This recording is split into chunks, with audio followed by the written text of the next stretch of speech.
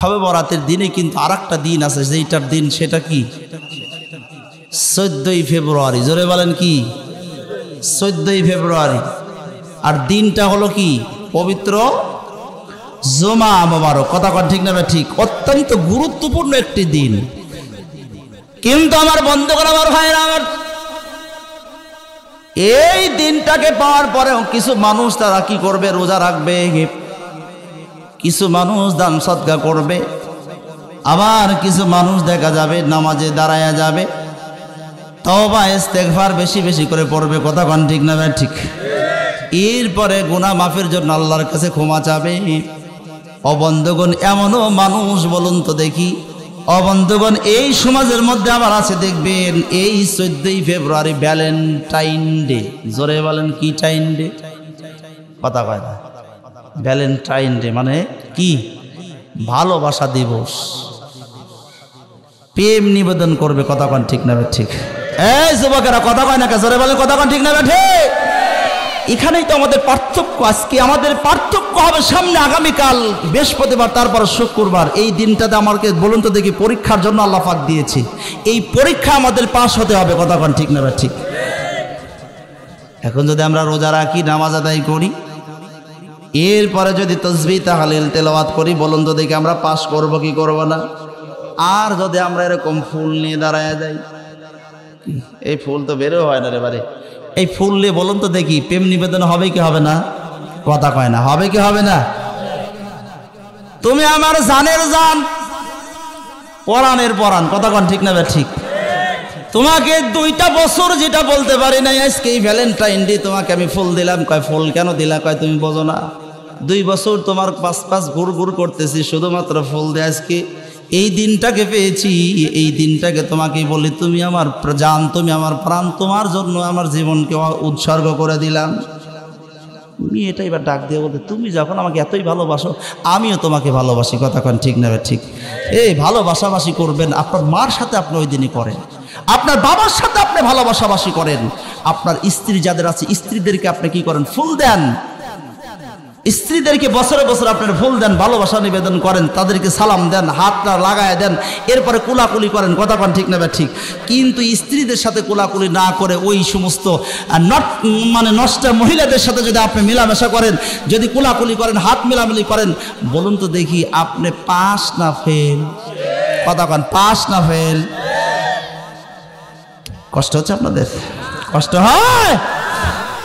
ইনশাআল্লাহ আমাদের পরীক্ষা এই 14ই ফেব্রুয়ারি ভ্যালেন্টাইন ডে আমরা ইনশাআল্লাহ আমরা বর্জন করব।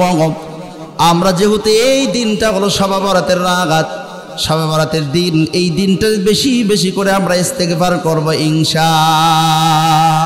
জোরে বলেন ইনশাআল্লাহ। কি ইস্তেগফার করা যাবে না ইনশাআল্লাহ? ইমাম আহমদ ইবনে হাম্বলের কথা একটু 2 মিনিট একটা কথা বলে যায়, একটু খেয়াল করেন। ইমাম আহমদ ইবনে হাম্বল রাহমাতুল্লাহ আলাইহি, তিনি কেমন ইমাম আহমদ ইবনে হাম্বল ছিলেন, কেমন ইমাম ছিলেন? তিনি হাদিস বিশারক ছিলেন। হাদিস তালাশ করার জন্য যখন তিনি রাস্তা দিয়ে রওনা হয়েছেন, যাইতে যাইতে যাইতে যাইতে বিশাল বড় একটা গাছ জঙ্গলের মধ্যে চলে গেলেন। গভীর রাত হয়ে গেছে, জঙ্গল থেকে বের হওয়ার কোনো বুদ্ধি নাই। হঠাৎ করে তাকায় দেখে একটা মসজিদ দেখা যায়। কি দেখা যায়? মসজিদ দেখা যায়। মসজিদের বারান্দা যাইয়া ইশারের নামাজ আদায় করলেন। ইশারের নামাজ আদায় করবার পরে চিন্তা করেছেন, আমি মসজিদে যাপন করব। মসজিদে কি করবে? রাতটা যাপন করে আবার সকালবেলা রওনা দিবে, এই চিন্তা ভাবনা করে বারান্দায় বসে আছে। মসজিদের খাদেম সাহেব এসে ডাক দেয়া বলতে, সবাই আপনারা কি করেন? মসজিদ থেকে বের হওয়ার আমি এখন কি করব? মসজিদরা তালা দিব। সবাই চলে গেছে, কিন্তু ইমাম আহমদ ইবনে হাম্বল মরবে মানুষ, তিনি বারান্দায় বসে আছে। খাদেম সাহেব ডাক দেয়া বলতেছে, হুজুর মুরব্বী আপনি কেন বসে আছেন? আপনিও বের হয়ে যান, মসজিদের ভিতরে থাকার মতো কোনো অনুমতি নাই, পারমিশন নাই। মুরব্বী ডাক দেয়া বলতেছে, গভীর রাত, রাত্রেবেলা আমি কোথায় যাব? জঙ্গলের মধ্যে। জঙ্গলের মধ্যে যাওয়ার মতো তো কোনো আমার জায়গা নাই। আমি আসছিলাম হাদিস অন্বেষণ করার জন্য। বাবা আমাকে একটু জায়গা করে দাও। মুয়াজ্জিন সাহেব খাদেম সাহেব ডাক দেয়া বলতেছে যে আমাদের মসজিদে থাকার কোনো পারমিশন। ইমাম আহমদ ইবনে হাম্বল রাহমাতুল্লাহ আলাইহি তিনি কি করলেন, আবার রওনা দিলেন। আস্তে আস্তে যাইতে যাইতে যাইতে যাইতে যাইতে যাইতে দেখে 4 মাথার একটা মোড়।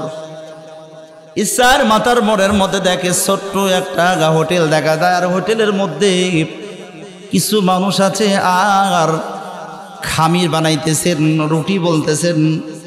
এই রুটি বানাইতেছেন যেই ব্যক্তিটা একা একাই রুটি বলতেছেন এবং রুটিটা কি করতেন চুলার মধ্যে দিচ্ছেন। ওই ব্যক্তির সামনে যা ডাক দিয়া বললেন, বাবা এই বাবা তুমি যদি একটু অনুমতি দাও তাহলে তোমার এই চুলার পাশে একটু আমি রাতটা যাপন করতে চাই, যদি কালে তুমি একটু অনুমতি দিয়ে দাও।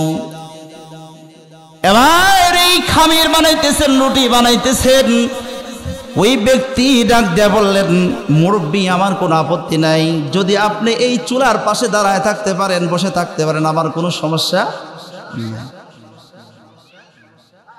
মুরব্বী এবার কি করলেন, ইমাম আহমদ ইবনে হাম্বল চুলার ওই জায়গায় যখন যায় দাঁড়াইলেন, বসলেন, হঠাৎ করে তাকায় দেখে রুটি যে ব্যক্তিটা বলতেছেন এরকম করে রুটিটা ঠেলা দিচ্ছেন, বলতেছে আস্তাগফিরুল্লাহ।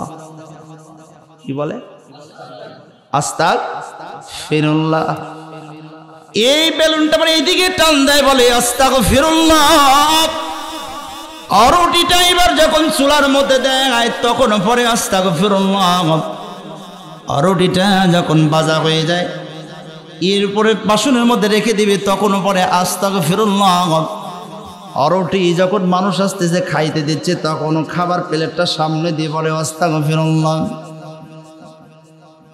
প্রত্যেকটা জায়গায় আস্তাগফিরুল্লাহ। এরপরে যখন খরিদ্দাররা তার খাওয়া দাওয়া শেষ করে যখন চলে যাইতেছে, টাকা দিচ্ছে, টাকাটা হাতে নেয়, আস্তাগফিরুল্লাহ।